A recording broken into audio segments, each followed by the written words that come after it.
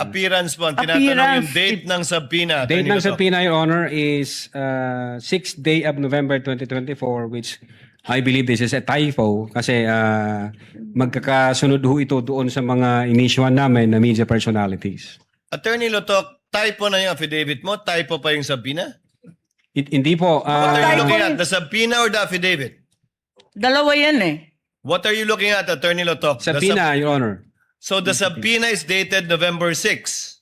Okay. This- And the affidavit also is November 6. Dalawang typo carried over. Asan yung affidavit? Hindi ko pa nakita, ma'am, yung affidavit na November. Your 6. affidavit Ikaw ang says pumirma November eh. 6. O kasama ba kayo mismo doon sa pag-iimbestiga ng actual na threat, yung pagkontrata ng tao na pwedeng gawin itong threat na ito? I believe so, Your Honor. The fact na mayroong binuong special task force. At kasali kayo doon. Hindi po ako kasali, Your Honor. Bakit hindi kayo kasali doon? Ako nagtataka dahil kung banta to sa buhay ng ating Pangulo at nanggaling sa opisina ninyo yung source, dapat kasali kayo. Nakakasagot po niyan yung director. Kasi hindi ko alam kung may usapan ho sila. Meron ho kasi kaming tinatawag na need to know basis. Ang focus lang ho namin Yes. as The problem with your answers, witness, is that kung yan ang sagot mo parati, hindi mo inimbestigahan ng husto. Chair would like to recognize, with the permission of Senator Judge JV, Senator Judge Bam Aquino had earlier sought recognition. Chair will recognize him first. Thereafter, Senator Judge Tulfo Erwin. Thereafter, Senator Judge Ejercito, and then Senator Judge Ontiveros. Senator Judge Aquino is recognized. You have 2 minutes, sir. Yes, maraming salamat, Mr. Presiding Officer. Attorney Lotok, Yes meron po, pa Your po bang ibang grupo sa NBI ang nag-imbestiga doon po sa mga utterances ni Vice President Sara Duterte noong November 23 to 24? during our time, insofar as the Cybercrime Division is concerned, yung Cybercrime Division, Your Honor, and the team that was yung binuo ni former Judge, Director Judge. So Jaime kayo lang Sotelo. po. At that time, sir, hindi ko na po alam ngayon kung sino yung mga team na, kasi nalipat na po ako sa ibang region, sir. Okay. Yung tanong ko po kasi ay nakatukoy dun sa taong nakausap o sinasabing na kontrata ni Vice President Sara Duterte para patayin yung Presidente, First Lady at former Speaker. So tinuloy niyo po ba yung investigasyon para mahanap ang taong ito? Well, aside from the fact, Your Honor, na nag-issue kami ng subpoena sa Vice President para makakuha ng information, kasi we need a validated information, we need a confirmed information. Nung inissuean namin ng subpoena yung mga media personalities, bawat isa sa kanila na nag-appear, tinanong din po namin, nandun ka ba nung sinabi ito ng Vice Presidente? Hindi ko po tinatanong kung sinabi ba to o hindi. Dahil may witness rin po tayo nung nakaraang linggo na nasabi nga ito at napanood naman ho natin Opo. ito lahat. Ang tanong ko, tinuloy niyo ba yung investigasyon para matukoy ang taong ito? Nagtanong kami, Your Honor. We tried to elicit information both from those people who have personal knowledge during the online press conference. Unfortunately, wala kaming ma-establish na validated information na confirmed. So, in fact, hanggang ngayon, nag-aantay po kami. Hindi ho katulad dito sa nangyari, may apparent commission of the crime dahil nandiyan yung video eh. Opo. So ang ibig niyo pong sabihin, bilang NBI, hindi niyo nahanap yung taong ito, pero literal niyo tong, sabi niyo, literal itong pag-assess niyo dun sa statement dahil ito mismo yung nasabi ng Vice President. Well, Your Honor, if the second highest official of the land sinabi yan, it's hindi ho biro yan. Medyo mabigat ho yan at yung pagkasabi pa niya na may kasamang galit at mga pagmumura. So we took it very serious, Your Honor. All right, I have a question for the defense. Sa lahat ng mga sagot ninyo, Attorney Vinluan, parang hindi ko nakita na tinanggi ng inyong kliyente o ng depensa na may nakausap ang Vice Presidente na tao para gawin yung mga bagay na ito. Tama ba? Wala ito sa mga sagot ninyo? We deny that, Your Honor.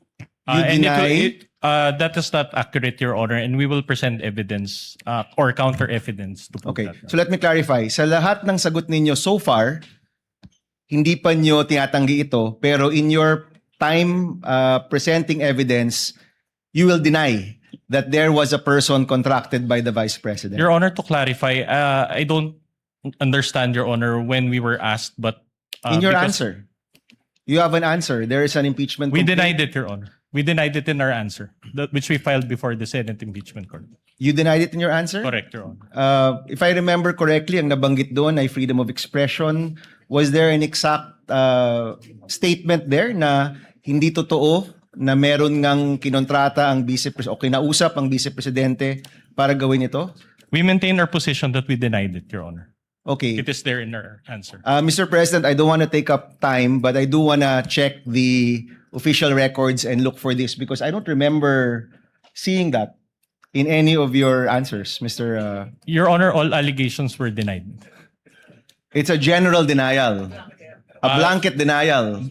There were, that was the general denial, and there were also specific denials. Okay, we'll take a look, Mr. Presiding Officer. Hanapin natin to with, and if I may come back to this once we take a look at the records, Mr. Presiding Officer. The gentleman may do so at the appropriate time. With the permission of Senator Judge Erwin Tulfo, since nakatayo na po si Senator Judge Ejercito, ang papaunahin ko na muna siya. Senator Judge Tulfo, rather Ejercito is recognized. You have 2 minutes, sir. Thank you, Mr. Presiding Officer.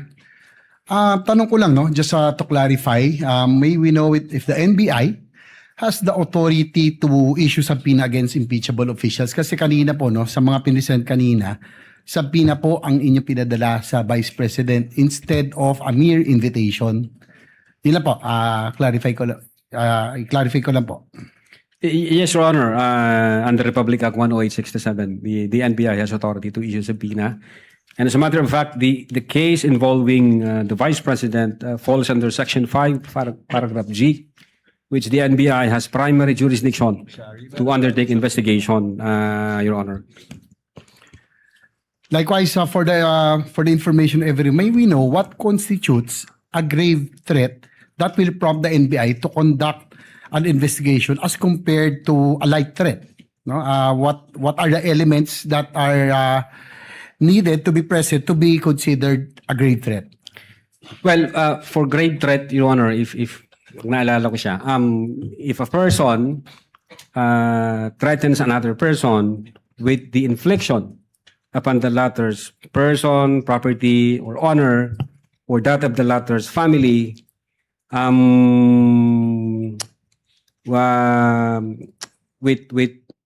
a wrong or with any wrong amounting to a crime, if that threat is with condition or without condition, or with involved with monetary consideration, yun po, Your Honor, yung kabuuan nung sa grave So threat. yung And grave threat po, may condition or wala the condition? crime of grave Clarify threat, lang po. Your Honor, can be committed with or without condition. With based or on the without law, Your Honor. Yeah. condition. So as an investigator, have you ever investigated and filed a complaint for grave threats apart from this one? Again, Your Honor, As an investigator, have you filed any case or investigated and filed a case for grave threats against anyone aside from this, no? Excluding this one? I think May, kasi nag-start po kasi ako as counter-terrorism and then organized crime group and then cybercrime. Wala akong maalala, Your Honor, kundi ito lang. I mean, insofar as my being in the NBI is concerned, Your Honor. So ito lamang yung ito pala yung kaso na naimbestigahan nyo concerning grave threats, you know? I think yung iba, may mga naimbestigahan, Your Honor. Pero again, sabi ko, yung sa sarili ko po, yung experience ko from counter-terrorism hanggang sa organized transnational crime group, hanggang sa cybercrime division, ang naalala ko lang, Your Honor, kasi matagal na ho yun kung ano yung nasa record. I think itong grave threats na to is pag hindi first time, doon ko lang na-experience. Gaano katagal ho kayong parte nitong cybercrime division bago kayo nalipat? Since 2018, Your Honor, nagsimula ho ako bilang investigation agent. And then 2022, I was designated as chief of the Digital Forensic Laboratory Division. And in 2023, designated as chief of the Cybercrime Division, sir. So more than 5 years kayong nandito sa cybercrime division ng NBI. Opo. That's all, Mr. Presiding Officer. Thank you.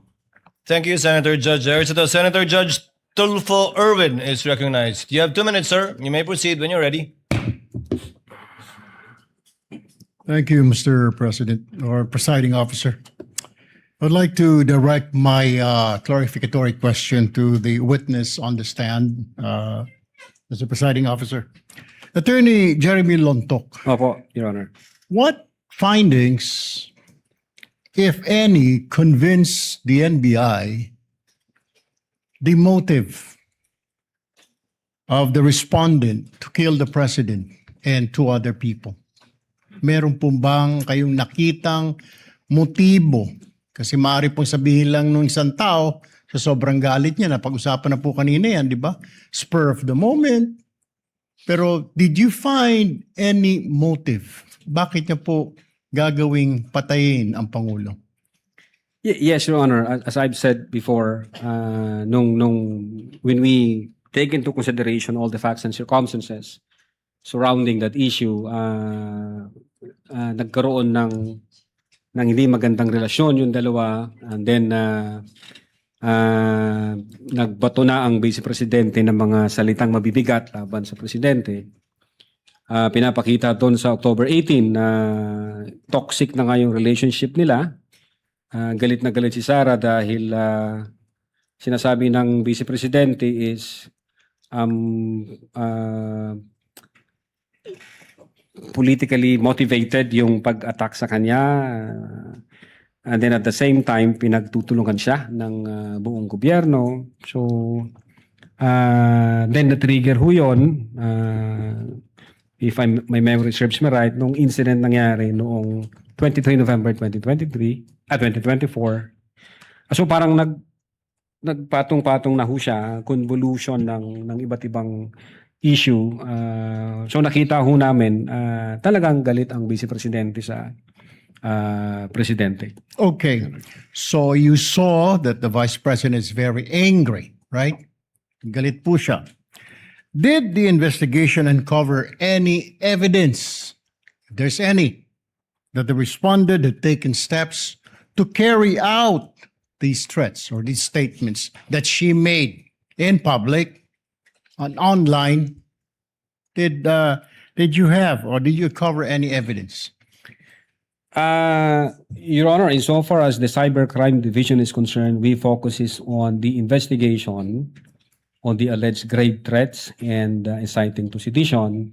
Ngayon, pagdating doon ng whether or not meron na-execute na o may inutusan, I think ang makakasagot po niyan, Your Honor, yung aming director kasi sa kanya po yung pool ng information. At the same time, yung jurisdiction na yan, nasa intelligence service po namin.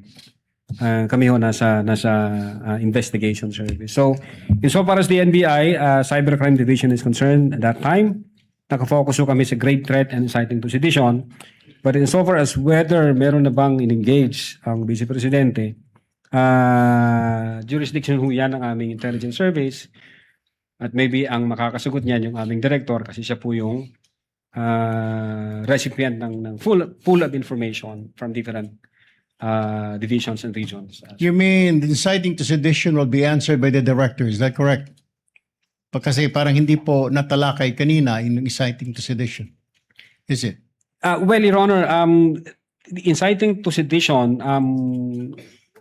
in our investigation, we were able to establish that those utterances from 18 October 2024, November 23, 2024, and other facts and circumstances, even the November 26, 2024, we believed that those utterances have tendency, Your Honor, to stir up the people, to go against the government, have tendency to disturb the public peace of the the peace of the community and have tendency to undermine public safety and public order. And I think that's elements of the inciting to sedition, Your Honor.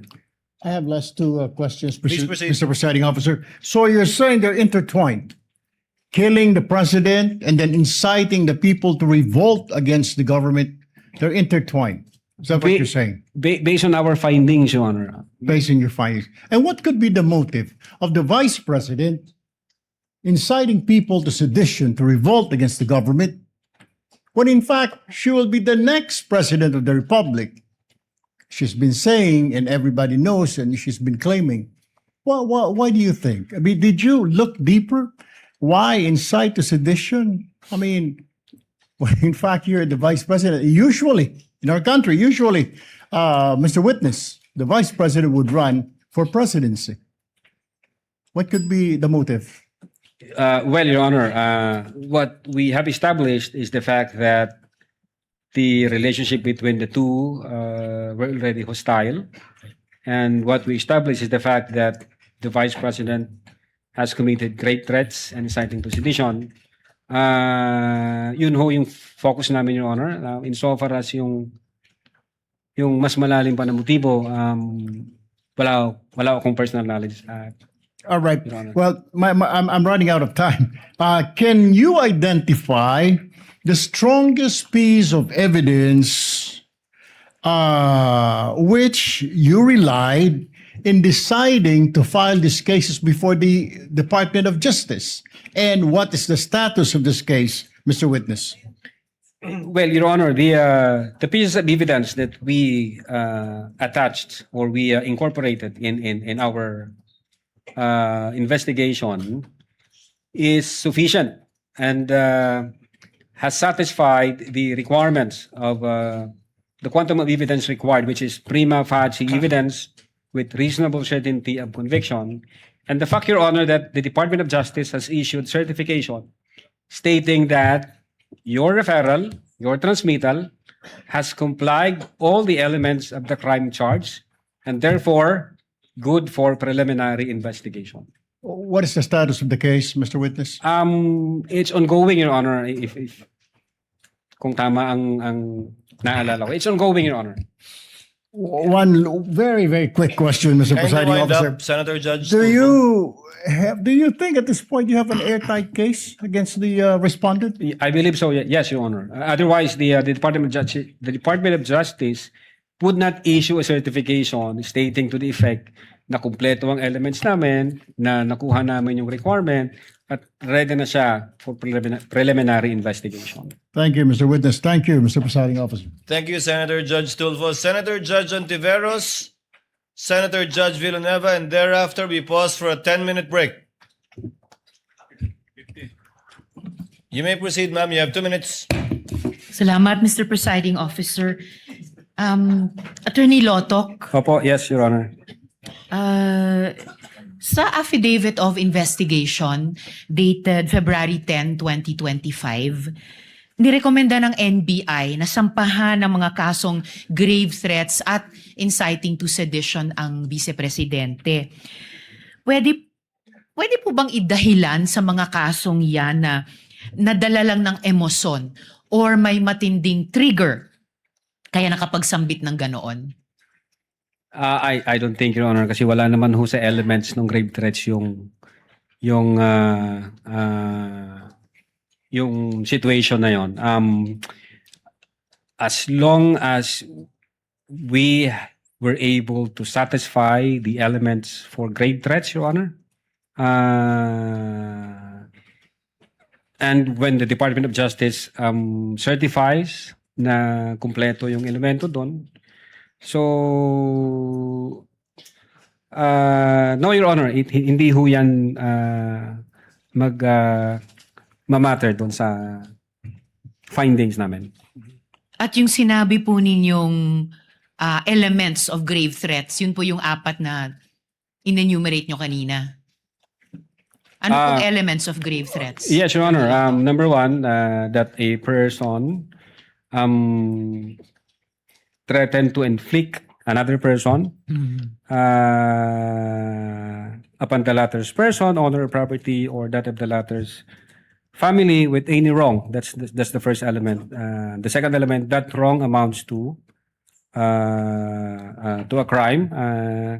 Then the third element is yung may demand for money or may condition na inimposed. In our investigation, mayroon hong tatlong acts para makommit yung grave threats. Base doon sa tatlong elements na sinabi ko, the offender have complied with the threat na sinabi niya. The offender hindi niya na-comply yung threat na sinabi niya, or yung pangatlong act, yung walang condition yung threat na yon, Your Honor. Mga 2 beses nyo po binanggit yung salitang kondisyon, Attorney Lotok. Itatanong ko yan mamaya-maya. Sa DOJ po, sa DOJ naman, may criteria ng reasonable certainty of conviction bago magsampa ng kaso. Sa Yes, Your Honor. NBI, yes, Attorney. Sa Opo. NBI, ano naman po ang pamantayang sinusundan ninyo bago magrekomenda ng kaso? Well, sinusunod din ho namin yung quantum of evidence na prima facie evidence with reasonable certainty of conviction. Kaya ho, kung makikita nyo, yung pong aming processes o yung phases, yung pang last po niya is legal evaluation. Meaning, pag meron na ho kaming conclusion, bago ho namin ito isubmit sa Department of Justice, meron hong referral kaming ginagawa sa legal division or nagpapatulong ho kami sa aming mga legal experts. So sila ho ngayon yung nag-evaluate, sila ang mag-qualify kung na-satisfy na yung requirements at kung pwede na siyang isubmit sa Department of Justice for purposes of preliminary investigation, ma'am. Alright, salamat, Attorney. So kahit papaano, ina-approximate nyo yung criteria na sinusundan ng DOJ, kahit bilang NBI. Yes, Your Honor, and that is on the basis of our cherished principle, the two-pillar rule in investigation, thoroughness and legality, Your Honor. Alright, salamat po. Eto, in principle, kailangan po ba ng patunay na may kinontratang assassin para maituring na grave threats ang mga sinabi? Well, Your Honor, in so far as the crime of grave threat is concerned, hindi po yun kailangan. Alright. Speaking of condition, kanina na binanggit nyo 2 beses.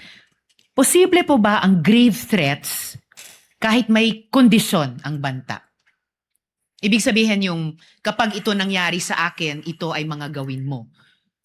Kahit may kondisyon yung banta, posible po ba ang grave threats? Very much possible, Your Honor. As I have said, grave threats can be committed with or without condition. And as a matter of fact, meron akong naalalang isang case, SPO2 Jamaica versus Attorney Bangot. Ang sabi ho doon ni SPO2 Jamaica, if I lose my job, I will break your head or I will.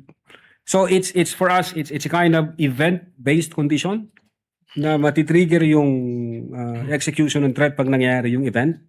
But then when the Supreme Court nag-decide the Supreme Court at ang sabi niya, the threat was absolute. So it's sinabi ng SC absolute yung threat, Your Honor, Okay. hindi conditional. So parang ganito, akin sa situation dito, meron siyang sort of event-based condition na pag nangyari yung event, matitrigger ngayon yung threat na inatter ng offender, So, Your Honor. masasabi pong may jurisprudence po dahil may nakikita kayong paghahalintulad dun sa kasong ni rule ng SC, kaugnay ni PO2 Jamaica at itong kay Vice President. Yes, Your Honor. Alright. Huling tanong na lang po, Attorney Lotok. Bilang abogado po, as a general rule, kailan po masasabing lampas sa free speech ang pananalita at nagiging grave threats o inciting to sedition na? Well, we consider the two tests. Number one, yung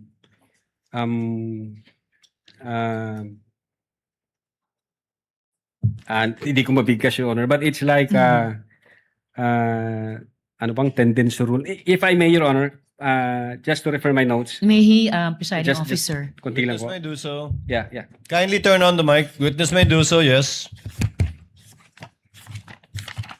Thank you po, Your Honor.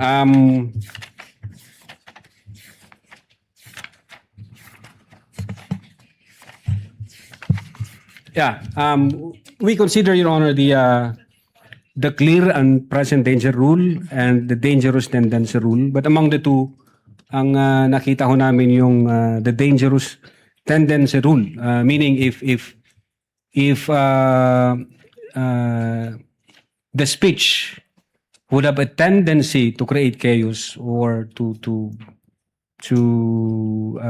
create illegal acts, then that should be restricted. Pag may tendency ho na magiging ganon ang resulta. So, huli po, attorney, masasabing bang may parang spectrum pwedeng nagsisimula sa free speech pero pag lumalapit na dun sa dangerous tendency rule ay maaari na talagang tumawid sa magiging grave threats o inciting to sedition. Yon. Yes, Your Honor. Pwede ho yun. Alright. Maraming salamat po, Attorney Lotok. Salamat po, Mr. Presiding Officer. Thank you. Noted and entered into the records. Senator Judge Villanueva, you have 2 minutes, sir. You may proceed. Thank you, Mr. Senate President, Presiding Officer. Just a few questions to our witness.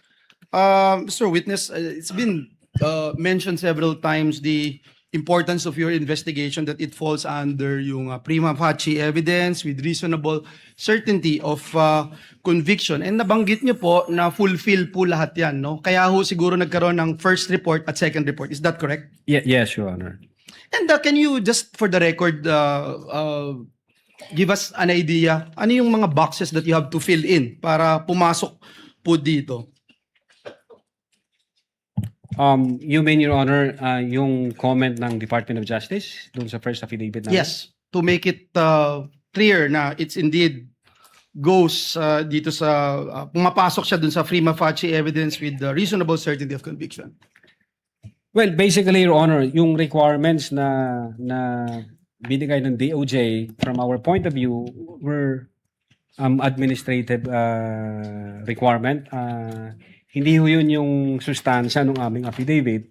Kasi hindi ho namin binago yung affidavit namin, yung pa rin ho yun eh. Ang nakita ho ng DOJ doon, yung affidavit ng, I think, authentication na kailangan i-attach doon, and others, yung TSN, affidavit of transcription, this is, from our point of view, to satisfy the requirements of admissibility. But insofar as the substance nung aming affidavit, Your Honor, It hindi didn't namin change. binago yon yung pangalawang submit namin. So it didn't change, so that's part of your Hindi fourth ho. stage, no, yung legal evaluation. In- In that stage no legal evaluation, no, was it considered, Mr. Witness, yung binabanggit ni Vice President and even some of the defense panel, no, na it is actually a conditional threat that, and it appears that the Vice President during the presentation of the video is also getting threats. What can you say about that? Well, insofar as the threat against the life of the Vice President, the very reason why we issued subpoena and we sent letter for us to have the chance to talk to the Vice President and elicit some information, baka meron siyang maibigay na lead na pagsisimulan namin.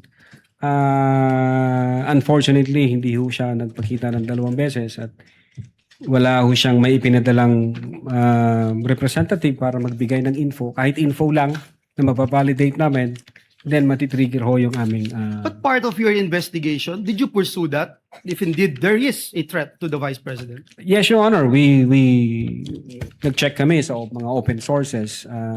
Nagtanong din kami. But again, insofar as the cybercrime division is concerned, limited ho kami doon, Your Honor, sa cases na may cyber aspect. Siguro ang makakasagot po niyan, yung aming intelligence service. Sila po ang may hawak dyan sa mga issue na yan. Kasi sila ho po yung recipient ng mga information from different But do you assets. think it is important, if it is a conditional threat, it is also important to look at this aspect? Yes, Your Honor. I think Thank so, you. Your Honor. Mr. Witness, gusto ko lang maintindihan din yung standard na ginagamit ng National Bureau of Investigation. Kung hindi po ma-identify o ma-locate ang sinasabing assassin, does that automatically mean that the threat is no longer credible or actionable? Or does the NBI still consider the statements uttered and the surrounding circumstances and the totality of the evidence before deciding to proceed with further investigation?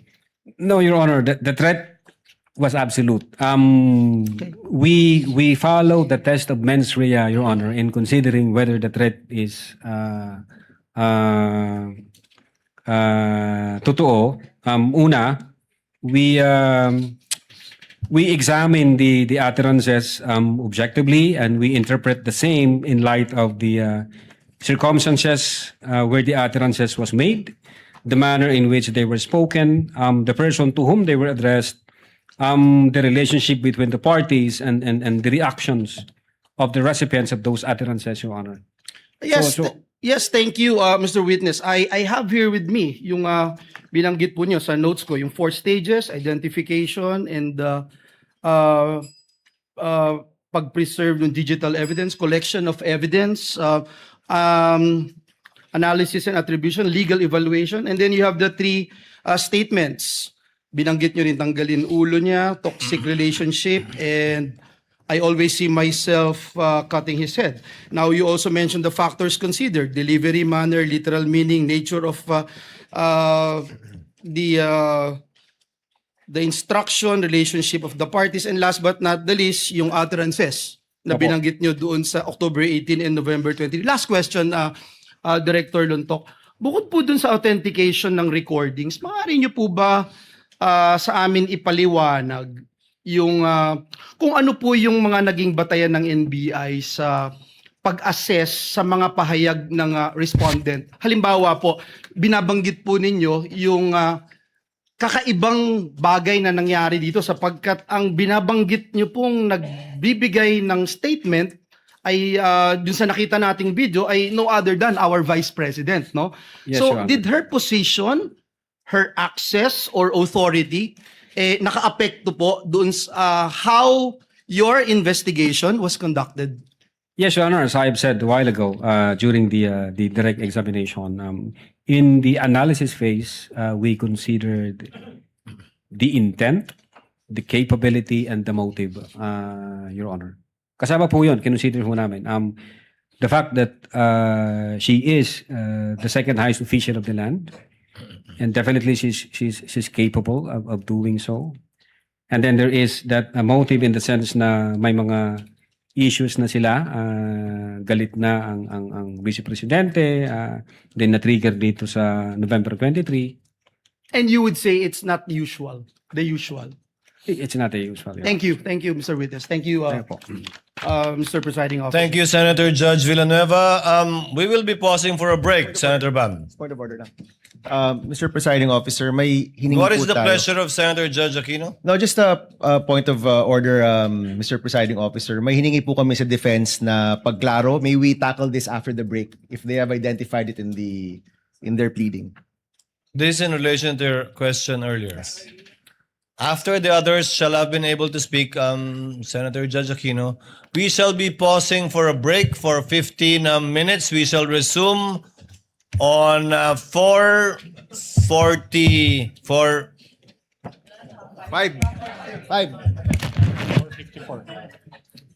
4:59 sana sasabihin ko eh. We shall resume at 5 p.m. When we resume, we shall recognize Senator Judge Tulfo, Senate President Gatchalian, and thereafter Senator Judge Cayetano and Marcos.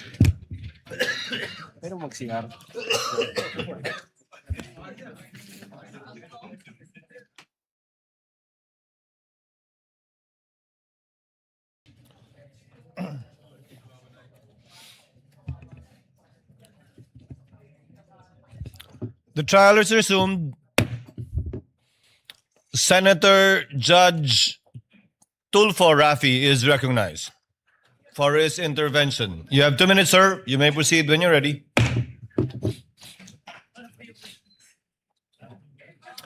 Maybe ask the secretary, the clerk of court, the location of the witness. Where is the witness? Kindly situate the witness at the witness stand.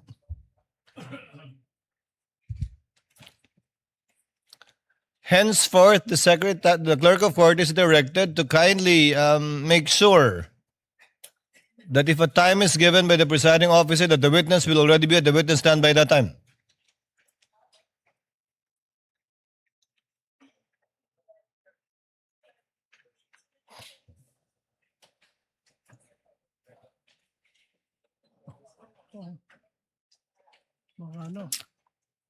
Mapupunta pa sa SM.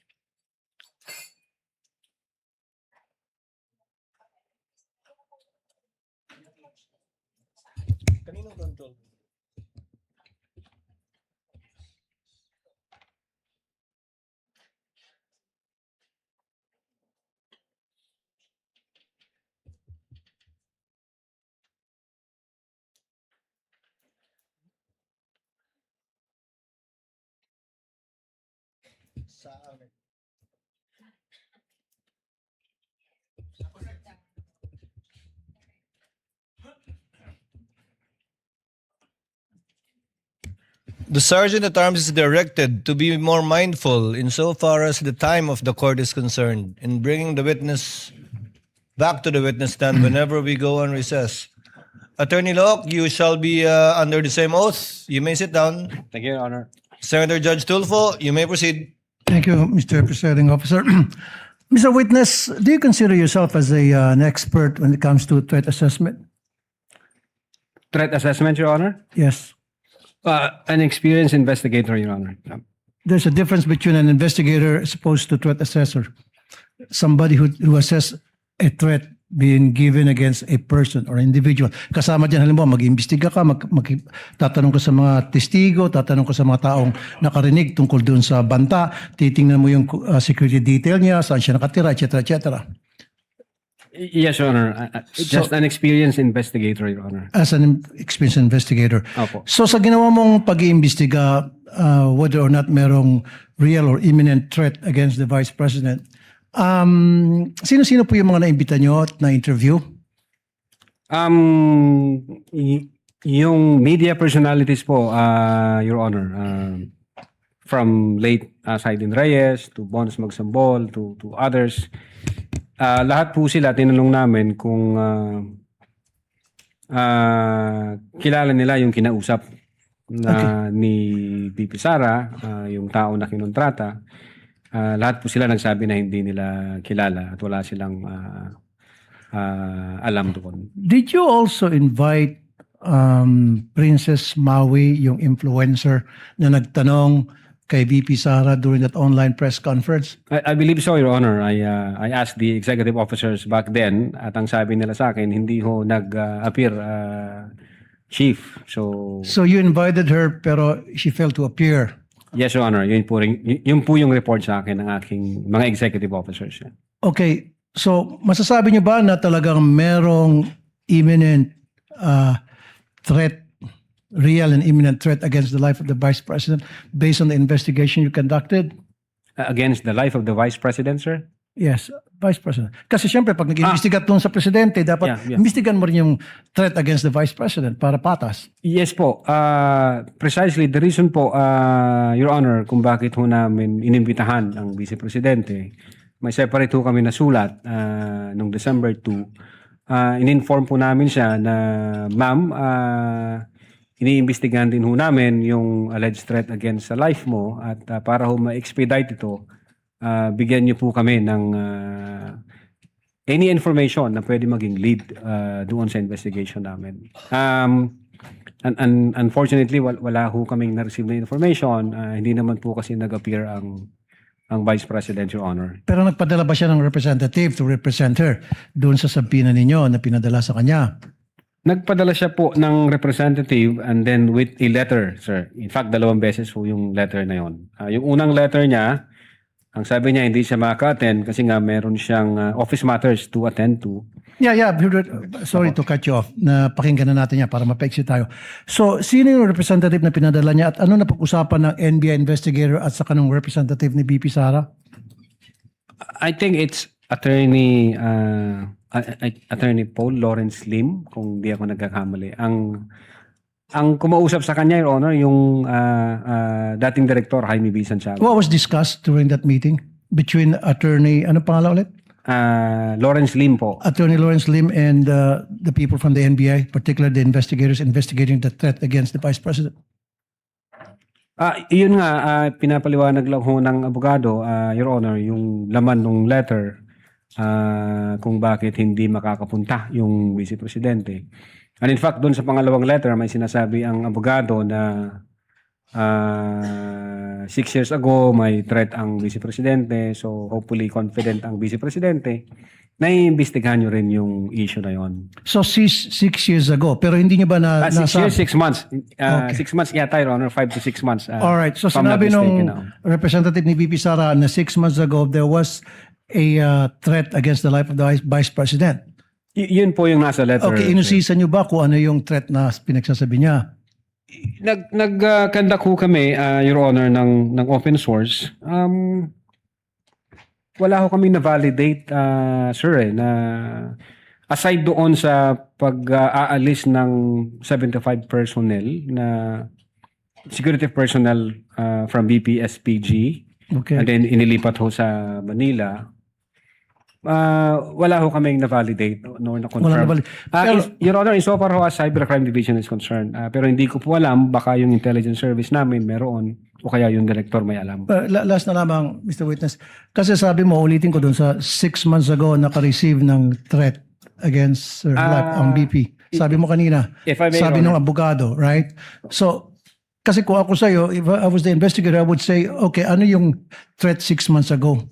Pwede ka bang magpakita ng mga ebidensya? Pwede ka bang makita ng proof or mga witnesses na pwede naman interviewin to that effect? For that? Your Honor, ang nag-usap po, Your Honor, si the then Director Judge Jaime B. Santiago at saka yung lawyers, Your Honor. So, hindi ka, okay. Last na naman po. Now, can you say in certainty na talagang wala o meron threat against the life of the Vice President? I cannot... Based on your investigation, based on your experience. Well, given na wala ho kaming validated information at confirmed any data, hindi ho ako makakapag-comment, Your Honor. Kailangan ko po yun. Thank you, Mr. Witness. Thank you. Thank you, Senator Judge Rafi Presiding Tulfo, Senate President Gatchalian. Thereafter, Senator Judge Alan Cayetano. Thereafter, Senator Judge Amy Marcos. You may proceed, Senate President. Thank you, Mr. Presiding Officer. Mr. Witness, narinig ko kanina nung tinatanong kayo ng prosecution na yung statements ni Attorney Zulaika Lopez ay walang kinalaman dun sa threat na ginawa ng Vice President. Tama po ba? Kinonsider namin siya dun sa totality ng aming investigation. Then nakita namin na even before nung situation ni Attorney Zulaika, base dun sa attirances ng Vice Presidente, meron na ho siyang kinausap. So, Yan ang next na tanong ko. Ibig niyo ba sabihin na even prior to this video, meron na siyang nakausap na kinontrata? that's the attirances, Your Honor. Ang sabi niya, huwag kang mag-alala, ma'am, sapagkat may kinausap na akong tao. Ang sabi ko sa kanya, pag namatay ako, patayin mo si BBM, si Lisa Marcos, si former speaker. So, nakita namin, may kinausap na siya. Even before the press conference was held on November 23, 2024. So base sa kanyang statements, sa inyong pag-aanalytika, meron na siyang nakausap na kinontrata. Yes, Your Honor, and we believe na hindi naman ho magsisinungaling ang Vice Presidente noon kasi galit na galit nga po siya. Meron dito sa mga tanong ng counsel ng prosecution na yung mga term na ginamit nyo, serious and real threat, Tapos meron din kayong sinabi na serious and threat is actionable. Nasabi niyo yun over the course ng mga pagtatanong. Threat is actionable. I don't remember, Your Honor, using the word threat. Actionable threat. Your Honor. Threat is actual, sorry. Threat Opo. is actual. No? So, I take this to mean na meron talaga siyang kausap na kinontrata. That's what we believe, Your Honor. And kung yan ang paniniwala nyo, dahil ito ay pagbanta no, sa ating Pangulo, may ginawa ba ang NBI na imbestigahan kung talaga bang merong nakontratang gagawa nitong banta? Yeah, I think a couple of months ago may binuo ang aming direktor. Nagbuo siya ng task force to investigate threats against the life of the president. Kaya lang hindi na ho ako part noon, Your Honor. July 2025, nalipat na ho ako sa ibang region. So, wala na po akong idea. I think yung intelligence service namin at yung director, yun ho yung pwedeng makasagot, Your Honor. Actually, yun ang next na tanong ko dahil tayo dito sa ating bansa, sanay tayo sa whole of government approach, whole of nation approach. Dapat merong whole of agency approach, in this case, the NBI. Ang tanong ko, meron ba kayo mismo o kasama ba kayo mismo doon sa pag-iimbestiga ng actual na threat, yung pagkontrata ng tao na pwedeng gawin itong threat na ito?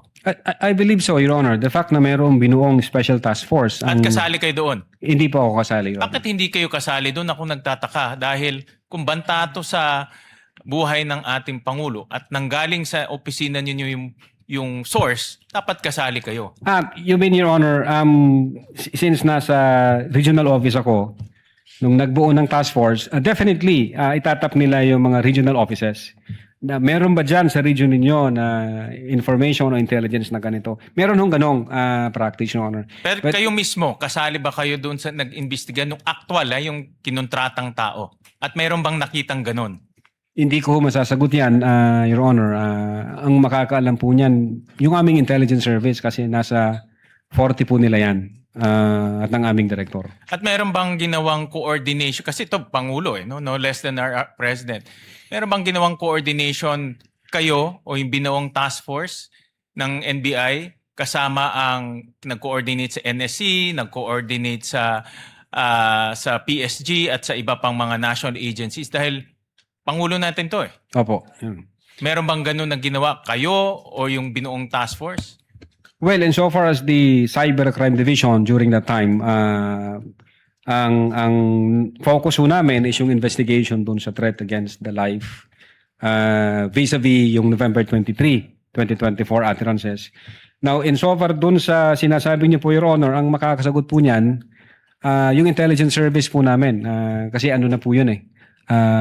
Para siyang deep dive intelligence gathering na po yun. Ang punto ko lang naman is sa ganitong napakahalagang banta, ini-expect ko sa NBI na meron silang whole of agency approach na kasama kayo dahil nanggaling doon yung... Yes, Your Honor. Yung binuho ng director na memo, nag-create siya ng task force, and then yung task force, tinatap po dyan lahat ng regional offices. Anong information meron kayo iba to dito sa central office? Anong resulta nun? Last question, Mr. Well, Presiding Officer. in so far as the NBI BARM is concerned, yung hawak ko pong region, meron kaming ongoing investigation pero hindi ho related doon sa kausap ni Sara. Meron kaming iniimbestigahan na nag-threaten sa presidente. As a matter of fact, na-identify namin. So, ongoing pa siya. Nag-aantay lang kami ng order galing sa taas kung ano yung guidance. Sir. Thank you, Mr. President. Thank you, Mr. Senate President. Noted and entered in the records. Senator Judge Alan Cayetano is recognized. You have 2 minutes, sir. Mr. President, susundan ko na yung kay Senator Win, Senate President. No, Yes po, Your Honor. yeah. Good afternoon, Mr. Witness. So, dediretsuin ko na, no? So, what we're trying to figure out here kasi is, are you really investigating whether my threat kay VP Sara and whether she threatened the individuals mentioned, including the president, or are you only investigating the video and finding kung meron siyang crime? So I asked Agent John Mark Calilum, hindi daw niya kinausap ang sabi ko PSG, pero PSC na sila ngayon, di ba? Presidential Security Command. So Opo. did you speak to the Presidential Security Command about the threat on the President? Your Honor, in terms of correspondence between the Presidential Security Command at yung NBI, ang makakasagot po niyan yung director. Kasi hindi ko alam kung may usapan po sila. Meron ho kasi kaming tinatawag na need to know basis. Ang focus lang ho namin Yes. as... The problem with your answers, witness, is that kung yan ang sagot mo parati, hindi mo inimbestigahan ng husto. Hindi ho. Because you ang- didn't get the information from your intelligence. You did not get your information from the task force. You did not get your information from the Presidential Security Group. Did you talk to the CIDG? Your No, Honor, may you answer first. Did you talk to the CIDG? no, Your Honor. hindi. No. Hindi. But nag-imbestiga din sila, di ba? I think so, Your Honor, kasi Yes. may statement sila. So yun din yung tanong nga ng Senate President eh. Kung iniimbestigahan nyo talaga yung buo at kayo ang head at kayo dapat ang mag-imbestiga, bakit hindi nyo kinausap yung mga ibang nag-iimbestiga? Baka may alam sila na hindi. Yung usapan po na yan, it's a matter of intelligence. Hindi ko alam kung may usapan sila o kung wala silang usapan with the director and with the Yeah. intelligence service, Your Honor. Yeah, I'll take that answer, but I think at least alam nyo yung nasa isip namin and what we want clarified. Secondly, sir, all of you, yung apat, you signed the February 10, February 2025 NBI Affidavit of Investigation. Tama po ba, di ba? Yes, Your Honor, our affidavit of Tapos investigation. kasama dito yung verification nyo, basically saying that based on the records, tama tong lahat. No? Verification ng ano po, Your Honor? Ng Sa dulo, nag-sign kayo ng verification. verification of non-forum shopping, Your Honor? Yes. And Opo. that, aside from non-foreign shopping, give me some latitude because to explain the question. We read and understood its contents and the allegations therein are true based on authentic records. Yes, Your Honor. Yeah. So may mali ba dito? Factually, wala. Na-review mo naman to, no? May konting typo dyan, which is Hindi normal typo, naman, Your Honor. factual. Insofar as I'm concerned, Sino lahat po ba yun- nag-prepare? ang team po namin with the... Tapos pinapirma sa inyo?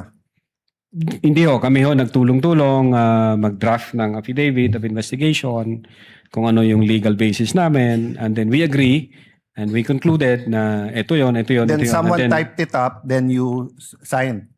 I asked this because nung tinanong ko kay Agent Mark John Calium, sabi niya, dito nakalagay conditional pero tingin niya absolute. You answered the same thing, it's absolute, pero dito nakalagay conditional. the utterances itself, Your Honor, is what we called event-based condition, ang classification namin. Okay. Yun so- yung utterances, Your Yeah, Honor. I'll take that answer. I think mas factual yon. But sa paragraph 51, was VP Duterte ever Secretary of the Department of Justice? No, Your Honor, Department of Education. Nakalagay dito, to recall, VP Duterte resigned as the Secretary of the Department of Justice, and she herself admitted that her relationship with the President has become toxic, and she would imagine her strangling him and cutting off her head. That's typo, Your Honor. That's not a typo. A typo means yung department naging depart. Department of Justice and Department of Education are two different things. Ang alam If- namin, if- sorry po. Yes, sir. Go ahead, sir. Yeah, Department of Education ang alam po Yeah. namin. So, kasi I just filed my counter affidavit sa ombudsman about yung obstruction of justice. Ilang beses ko kailangang basahin kasi nga, pag may mali, pinirmahan nyo na sinasabi nyo, no? But anyway, going back to the condition, you mentioned the case of SPO2 Hamata. Yes, sir. But isn't it true that the lis mota of that case was really res judicata and double jeopardy? Meaning, hindi tinake up ng Supreme Court whether or not a condition. Yes, sir. Di ba? Opo. Oh, so that wasn't on point. Kasi I was going to ask, is there a difference if the condition is legal or illegal? Di ba? So halimbawa, pag sinabi ko sa yung, pag natanggal akong Senate President, patatanggal din kita. Okay. unang-una, legal naman akong tanggalin na Senate President. We always vote. There's nothing there. But if illegal, o pag pinapatay mo ko, papapatayin din kita. Is there a difference if the condition of why I will act or why I'm threatening you is an illegal act? Well, under the law, Your Honor, it says there that even the condition is unlawful. So, regardless of the nature of the condition, Yes. sir. No, I want to get lang into your mind when you sign this because nga medyo novel yung case to for me. Even as a lawyer, I have to do more research and see anong ibig sabihin nito grave threats dito because you keep mentioning we keep mentioning here that this is the second highest official in the land and therefore pag trinete niya ang pangulo. But who was the vice president claiming na pwedeng magpapatay sa kanya? Again, Your Honor, yun po yung reason ba't nag-issue kami ng subpoena. No, Gusto po sa, namin... sa reading nyo nung statement niya, sino tinutukoy ng Pangulo na mukhang mag-ooperate sa kanya ng Operation Romanov? Sinong pinagbibintangan niya? Well, una, kung ang pag-uusapan Romanov, Your Honor, ang alam namin na unang nagbigkas ng Romanov ay si Mayor Baste yata noong January 2024. Other yes. than... That's irrelevant. Ang question ko, in the mind of the Vice President, sinong pinagbibintangan niya na pwedeng magpapatay sa kanya? You said you investigated eh. So mahaba na testimony niyo ni Agent John Mark. So of course, kasama sa investigation niyo, sino sa mind ni Vice President magpapapatay sa kanya? Well, again, Your Honor, since wala kaming makuhang valid information, Ano, hindi ba klaro sa video na ang pinagbibintangan niya is the First Lady, the President, and the Speaker of the House? So sabi niya, pag pinatay ako, patayin mo silang tatlo. So ang pinagbibintangan niya na magpapapatay sa kanya, yung tatlo. I cannot answer to that, Your Honor. Senator Judge Allen, Yes. kindly wind up. But you have to be able to answer that because you're the one who investigated. And that is crucial. Why? Because part of your self-defense, so for example, if I know na sa senator judge, pag hindi ako bumoto one way or the other, papapatayin ako ng whatever, chief PNP or papapatay ako ng whoever. So pag sinabi kong, pag ako pinatay, si ganito nagpapatay sa akin. And then, ang difference, I don't usually give a threat na patayin mo rin. So could it be that actually that was the defense of the Vice President para hindi siya patayin? I don't know the state of the mind of the Vice President. But you've testified all throughout this afternoon that you went into her state of mind. Based on the series of events, Your Honor. Yes, and based on her statement. And her statement and the series of events is nag-away sila ng administrasyon. And the series of events is that sinasabi niya, pag ako'y pinatay, eto tatlo ang papatayin nyo. Okay, last question. Kay Attorney Lopez, tinanong din to ng Senate President ni Senator Tulfo. At di ko na itatanong pero napahapyawan ni Senator Erwin din to yung tungkol kay yung sinabi ni si Attorney Lopez, sabi mo, even before kasi nangyari yon, nakausap na ni Vice President yung papatay. That's the literal meaning of the statement. Yes, that's the literal meaning, but did you believe her? Well, she's the Vice President, sir. So she also said freedom of expression, so you also believe her?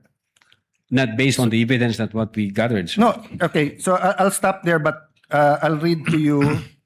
Sinabi niyo kasi sedition. Pero tignan niyo po yung page 25 nung sarili niyong affidavit ha. Si Princess Maui, ang sinabi niya, ano po ba ang pwede niyong maging remedy para matapos na ito, lalo't nagsisigaw na po ang taong bayan na mag-people power na. So actually, I would consider ang nag-uudyok si Princess Maui.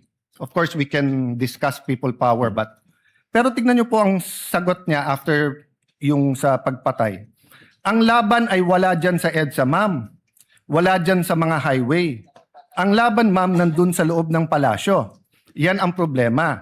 We appreciate yung expression nyo ng disgust, ang pagkamuhi, ang hopelessness kasi it reflects kung ano nararamdaman ng maraming milyon-milyon. Alam ko yan, ma'am. Kahit saan ako pumunta, ang sasabihin, binoto namin dahil sinabi mo, iboto namin.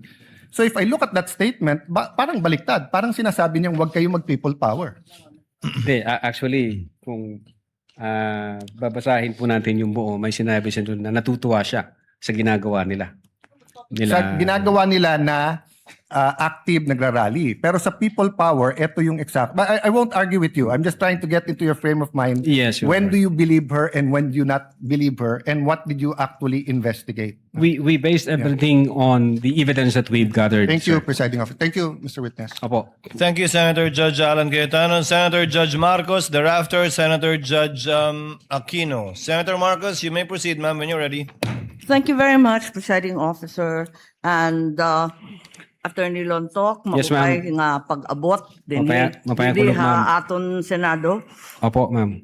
Okay, I'd like to affirm lang yung sinabi mo kanina na noong nangyari nga itong hating gabi na interview ni Vice President sa Zoom, agad-agad in-orderan kayo, in-instructionan ng NBI na mag-imbestiga. Tama po yun? Hindi po, Your Honor.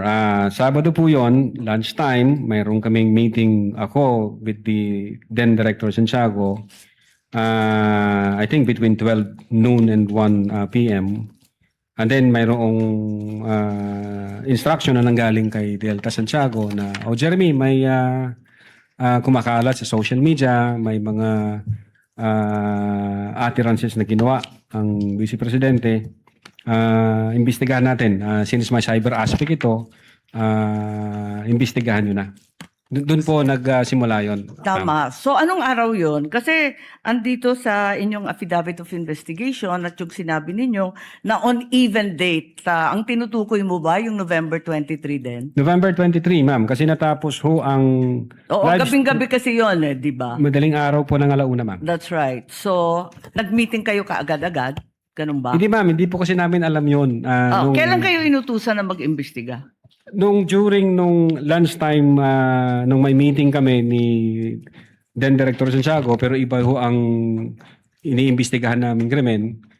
Kailan kayo sinabihan ng DOJ na mag-imbestiga? Anong araw po? That same day, ma'am. Kaya nga, after- November 23. November pa rin. 23. Oo, pareho lang. Yun ang sinabi ninyo kanina nung tinatanong kayo ng counsel ng prosecution. Yan din ang nakasaad. On even date ang nakasabi sa inyong Opo. affidavit. Yes, ma'am. Okay. So, nag-umpisa na kayo. Kwento nga ninyo, four-phase yung investigasyon. Nag-umpisa sa identification. Nagbigay kayo ng hash value. Nag-preserve kayo ng data. Pagkatapos nag-research kayo. Subsequently, sinabi mo na meron kayong open source intelligence search at natuklasan ninyo na meron palang October 18 video na press con na naman ni OVP na nasa Facebook at may mga sinasabi na naman na puputulin yung ulo. Tama ba yon yung October 18 ang nakita ninyo? That's the continuation in the analysis phase, Your Honor. Oo. Yes, Your Honor. Kasi nag-research na kayo, no? Bilang fourth phase nga ng inyong investigasyon. Tama po ba? Hindi po, Your Honor. Yun yung third phase ho, yung analysis and attribution. Sa analysis pa at attribution. So third phase. Pero bandang huli na. Ang pinagtatakahan ko, kung inutusan kayo ng November 23 na magkaroon ng investigasyon, bakit napakaaga? November 6, 2024, a subpoena was issued to ABS-CBN requiring them to submit an authenticated copy of the video pertaining to the 18 October press con. Nandito to sa affidavit ninyo, nasa page 8, number 14.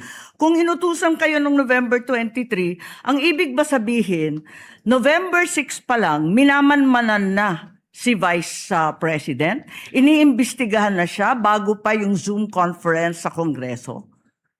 No, Your Honor. I believe that's a typo yung date. Kasi that's a typo, Your Honor, yung date. Kasi makikita doon yung date noong appearance ng taga-ABS-CBN, which is consistent ho siya doon sa ibang inisyoan Kailan ng ba yung subpoena. appearance? Kasi hindi ko nasusundan yung timeline ninyo eh. Parang yung November 23 yung utos, pero November 6 pa lamang may subpoena na. Ba't nagkaganon? Typo ho yan, Your Honor. Hindi ho yan November 6. Typo na naman katulad ng Department of Justice. No, Your Honor. If I may refer to my notes, Okay. Your Honor. Oo, pakita mo na lang sa akin kasi nahanap ko hindi ko masundan eh. You may do so, This is Counsel. page 6, number 14 po. November 6, 2024, subpoena to ABS-CBN.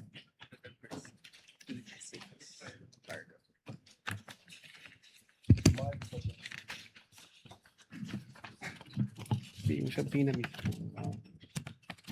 The subpoena itself. The subpoena itself. Wala naman yatang date na binibigay tungkol sa appearance ni Patria Morales at yung iba pang Meron po, taga-ABS. Your Honor, if I Pakituro lang have kasi the, hinahanap record po of the namin. subpoena. Yung subpoena mismo.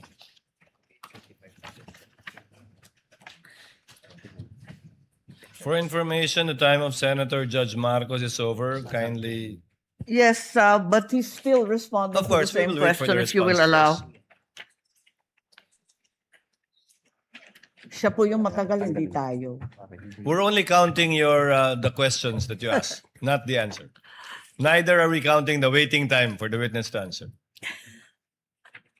I-check ko lang po, Your Honor, para Kasi yung mga sumunod na meeting, doon sa page 13, sa number 30, at sa mga sumunod, yung mga tinutukoy doon, yung mga media na nandun sa Zoom conference. Hindi naman siya yung ABS na humawak ng camera noong October 18. Iba naman yung mga tinutukoy doon eh. Attorney Lutok, Opo. the question of the Honorable Marcos is on page 6, paragraph 14. You said you sent us a subpoena on November 6, 2024.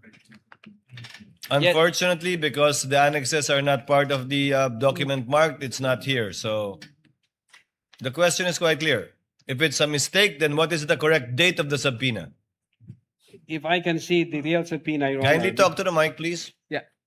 If I can see the real subpoena, Your Honor, because the subpoena was signed by our Assistant Director for Investigation Service. As I said, unfortunately, it was not attached to your affidavit, and I doubt if it's one of those marked or pre-marked Wala. by the counsel for prosecutors. As he said and admitted earlier, he did not or they did not mark all of the annexes in your affidavit. Yes, Your Honor. If I may, check ko lang po, Your Honor, para sigurado ho. Wala sa'yo ngayon. Inaanap ko po rito. Wala nga pong annex yan eh.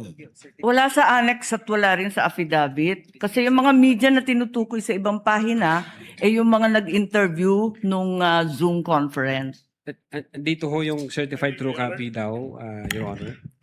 If I may, Your Honor, please, can I assist on this regard, if the court will allow? Only if you can produce a copy of the November 6 subpoena, counsel. Exactly, Your Honor. The documents are present. They are in the possession at present of the witness, Your Honor, please. They may not have been physically attached to the affidavit investigation, but they do exist in the records of the case as separate pre-marked documents, Your Honor, please. So Okay. it's here? Presiding officer, then is counsel saying that therefore the affidavit is defective or wrongful and With that all November 6 is not the right date? What then is the right date to With the all due subpoena respect, to Your Honor, ABS? please, with all due respect, we object to the use of the term defective. Counsel, we shall await. Let the Yes. document speak for itself. Yes, Your Honor, please. If it's there. The witness is Yes, now it in the was the witness process. who said that it was a mistake, not me. No, it doesn't make the entire affidavit of investigation defective. No, I merely said the date was wrong because that's what he said. Yes, Your Honor.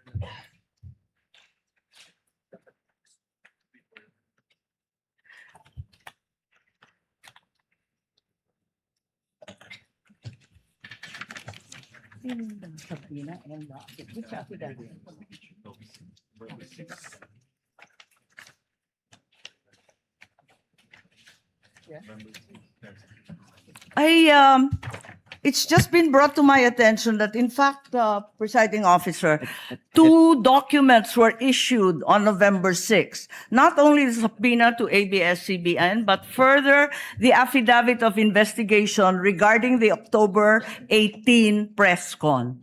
Can we please be clarified as to these two documents which don't seem to appear in the affidavit nor in the annexes provided? Let's first wait for the witness to answer the first question, Senator Judge Marcos. Okay. Yes, If I- Attorney Lotok. If I may, Your Honor. Ito ho, ang subpoena, Duces Tecom, yung date ho ng appearance niya is December 11. Appearance po. Ang tinatanong yung Appearance. date ng subpoena. Date Attorney ng Lotok. subpoena, Your Honor, is 6th day of November 2024, which I believe this is a typo kasi magkakasunod ho ito doon sa mga inisyuan namin na media personalities. Attorney Lotok, typo na yung affidavit mo? Typo pa yung subpoena? Hindi po. What are you typo looking yun. at? The subpoena or the affidavit? Dalawa yan eh. What are you looking at, Attorney Lotok? The Subpoena, Your Honor. So the subpoena is dated November 6. Okay. This- And the affidavit also is November 6. Dalawang typo carried over. Asan yung affidavit? Hindi ko pa nakita, ma'am, yung affidavit na November. Your 6. Ikaw affidavit ang says pumirma November eh. 6. Pwede patingin ako ng affidavit. Yung affidavit of investigation mo na binigay, pati I-check yung ko po, amended, carried over din. Yung first draft na rineject ng DOJ, yung ikalawa, parehong November 6. Saan? Pirmado ninyo eh. Page 6, Counsel, paragraph 14 of his affidavit of investigation. Yes, Your Honor. It's November 6, 2024 ang nakasulat dyan. So typo din yan? Is it your testimony na typo din yan?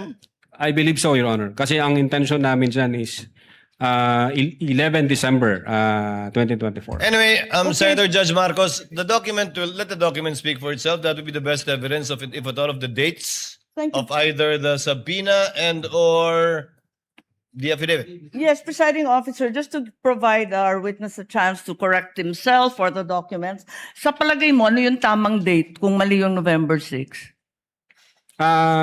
Same ho, Your Honor, doon sa mga subpoena na inisyu namin sa media personalities. Dapat magkakapareho. Yes, magkakasunod po yun. Okay, sige. Maraming salamat. Thank you very much, presiding officer. Damo nga salamat. Salamat po, ma'am. Thank you, Senator Judge Marcos. Senator Bam Aquino, and then we proceed to cross. Your Honor, can we just Yes, point out Attorney one? Binloan. Your Honor, regarding that matter, Your Honor, may we just manifest, Your Honor, for the record, that not only in paragraph 14, page 6, does the November 6, 2024 date appear, it also appears on the footnote. Footnote 12, November 6, 2024. So I don't think we just want to read for the record footnote 12, subpoena to Francis Toral, head ABS-CBN News dated 06 November 2024. In addition to that, if you look at the subpoena, and paragraph 14 also is on 06 November 2024, a subpoena was issued to ABS-CBN News. Now, it is actually, it states that a copy of the video pertaining to the 18 October 24 press conference. And when you look at the subpoena itself, can you just ask for time?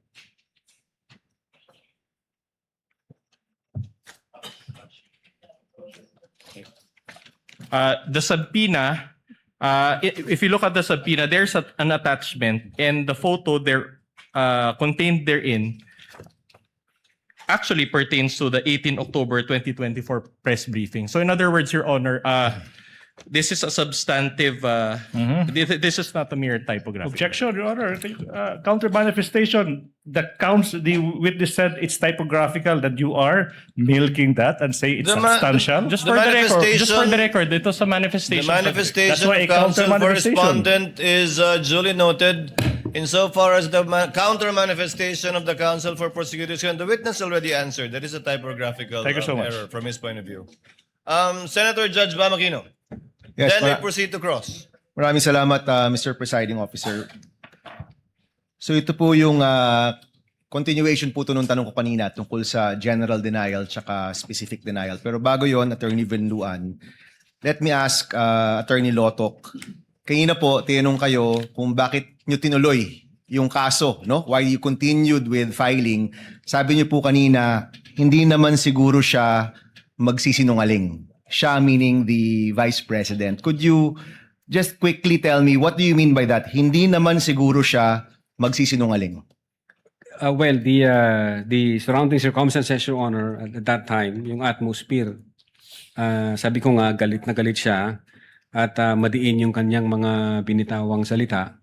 At ito ay nagugat pa sa mga naunang event. So doon, nung winika niya na wag kang mag-alala ma'am, sapagkat may sa security ko, sapagkat may kinausap na akong tao. From the point of view of the NBI, we believe that... So you took it as truth? Yes. Okay. In succeeding interviews, I'm sure nag-imbestiga ka, meron bang pagtanggi dito sa pagkausap sa isang tao na papatay kung may mangyari kay Vice President Duterte? Meron ba kayong napanood o naimbestiga na pagtanggi nito in the succeeding interviews? Yes, Your Honor. I think there was a video dated November 26, 2024. Doon sa video na yon, instead na i-deny niya yung nangyari noong November 23, ni-reiterate pa ho niya, Your Honor, in-admit po niya na indeed may kinausap siyang tao. So para inulit doon. pa, kumbaga. Opo. Okay. So let me repeat my question to the defense. No, so far, wala pang actual statement si Vice President Duterte na tinatanggi itong pagkausap sa isang hitman. And for the benefit of the public, magkaiba ho kasi yung general denial sa specific denial, no? Ang general denial, hindi ko ginawa yan. Wala akong kasalanan, no? Yung specific denial, hindi ko ginawa ito mismong mga bagay-bagay na ito. Hindi ko yun nakita sa sagot ng depensa. So I asked the defense, is there a denial that the Vice President actually spoke to a person to contract, spoke to a person to kill, you know, the individuals that we're talking about, Attorney Venluan? Sabi niyo meron. Your Honor, Could you point us to where it is in your answer? Your Honor, I just want to clarify because specific denial is a legal term. So in other words, we just want, in order to satisfy the query of Senator Judge Aquino, we will give him a copy of our answer, and we highlighted certain portions thereof, particularly paragraph 3 and paragraph 197 for his Can you perusal. read both paragraphs, please? Because I've also read your, I mean, kami dito, binabasa naman namin yung mga sagot ninyo at siniseryoso namin yan, no? So can you read the two, please? It reads, the rest of the allegations in the articles, including the supposed evidence attached therein, are specifically denied for being false, misleading, impertinent, mere conclusions of fact and law, and subject to the affirmative allegations and special and affirmative defenses below. And then That's Article 3. Paragraph 3, Your That's Honor. paragraph 3. So the rest, no, itong mga iba. Okay, paragraph 197. 197. It says there, finally, no such purpose contemplated by law was attained or could have been attained precisely because the respondent did not have any purpose other than simply answer a speculative inquiry. So that is our position on the matter. So your position is that is enough of a specific denial to the allegation na may kinausap na hitman si Vice President Sara. Yes, Your Honor, because we discussed in our answer that the presumption never shifts. It is in light of our discussion that it is the burden of the prosecution to prove their claim, considering that according to our laws, he who alleges must prove. And so we just presented our arguments accordingly, Your Honor. Okay, so I'm sure, attorney, sa inyong summation, you will argue this, that the burden of evidence has shifted. Pero hindi nyo po na take into account na ito mismo'y galing sa Vice President natin. Your Honor, to clarify, the burden of proof is with the prosecution and not with the defense. In fact, Your Honor, according to our laws, even if we do not present evidence, if they do not overcome that threshold, Your Honor, then the we believe that our client is Okay. entitled to. So, ang sagot po nyo, and this is my final question, presiding officer, ang sagot po nyo, kailangan i-prove ng prosecution na merong hitman. And you're not denying that the Vice President spoke to a hitman. No, we are denying that, Your Honor. It's just that that was our presentation and our answer. Okay, so for the record, you are denying that the Vice President actually spoke to a hitman na, in fact, ang sabi nga ni Attorney Lotoc, hindi siya nagsisinungaling. Yes, Sinasabi nyo, actually, nagsinungaling siya at wala siyang kinausap na hitman. Yan Yeah. pong sinasabi ninyo. Yes, Your Honor. I don't know what's the frame of mind of Attorney Lotoc, but that is our answer, Your Honor. Okay. That she denied. Maraming salamat, Attorney. Thank you. Your Honor, Thank you, Senator Judge Aquino. Senator Judge Zubiri is recognized. You have 2 minutes, sir. Thank you very much, Mr. Presiding Officer. Just want to go to the line of questioning continue the line of questioning of Senator Bam Aquino to the prosecution, Attorney Vinluan. So there is Defense, not, Your Honor. yes, I'm Defense. sorry, defense, my apologies. Attorney Vinluan, has been no, in any instance that the Vice President had come out on TV or radio saying that, hindi, joke only, nagkamali ako, ano lang to, nagbobo. Kasi si Tatay Digong nung araw, sinasabi niya yun eh. So, papatayin ko siya. Tapos mamaya, joke only yan. Nagloloko lang ako. Parang ganun. So at no particular point in time, has she issued a denial that she said these statements? Aside from what you submitted to this court as a blanket denial. there is, Your Honor, and we just reserve our right to present that evidence at the proper time as well, Your Honor. Okay, so there's a video or recording that was done maybe a month or during the period of time that she had mentioned this, that she was denying, because we'd like to see that as well. That would weigh in heavily on our decision because kung ngayon lang po nagpalabas ang depensa ng denial, parang after the fact na kasi nagkaroon na po tayo ng impeachment trial. We'd like to see that if you have that kind of evidence. We will provide, Your Honor. Thank you very much, Mr. President. Thank you, Senator Judge Zubiri. What is the pleasure of Senator Judge Alan Cayetano? I'm not going to ask a question just for clarification. May I just put it on the record? The gentleman may proceed and he has 2 minutes. If you look at the articles of impeachment, Article 4, Respondent Vice President Sara Duterte committed culpable violation of the Constitution, high crimes, and betrayed public trust by contracting for the assassination by the President, the First Lady, and the former Speaker of the House by making grave threats and actively inciting sedition against the public. To be fair to the prosecution, I think it was asked of them that merely threatening for you is already, I hope I'm representing it correct, is already impeachable, Yes, sir. either high crimes, grave threats, or by culpable violation. Okay. Yes, sir. Between saying that that mere statement is impeachable by alleging that she did in fact contract someone to kill. Because if you look at the next page, it is the position of the prosecution of the House of Representatives. The fact that respondent contracted an assassin no longer requires further proof, as it is already established under the matter of light of her own public admission. That's a conclusion of law. Because it is basic that if someone alleges that someone contracted assassin, you have to prove.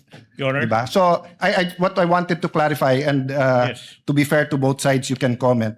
As far as I'm concerned, ang understanding ko, the prosecution did not stop short by saying that by merely uttering that is impeachable. Yes. They went further to say that they are alleging that she did in fact contract an assassin. In fact, nowhere in her words assassin, in the words of the Vice President, was assassin or contracted. Contracted means may kontrata. Sinabi niya lang may kinausap siya.